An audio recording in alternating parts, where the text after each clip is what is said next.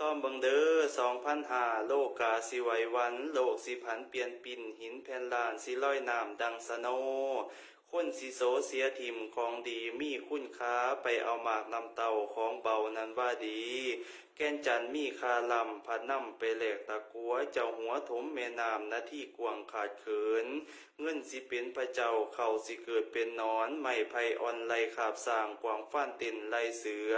เมียบ่ยำเกงยานผัวตนคือเกาฝูงลูกเต่าบ่ฟังเท่าพ่อแม่ตนคนสิเกิดเดือดร้อนบ่คือก่อนข้าวหลังสิบ่ฟังคำคู่ด่าเถียงบ่เกงยานอันธพาลสิมีหน้าผ้าล่าสิเป็นใหญ่ไผกระจอกงอกง่อยสิเป็นเจ้านางเมืองเคยหงเฮืองกลายเป็นเสาบ้านเมืองเฮาสิเป็นป่าวัดสิกลายเป็นบาพระเนนสิเป็นไก่น้อยข้าวสารติ่นขาบคอจบแล้วน้อบอนบัน2,000ไปไก่สีหมอจอตอกุ่นพันแห้งหายปานไฟใหม่จีเผาเผยคำพี่ออกมา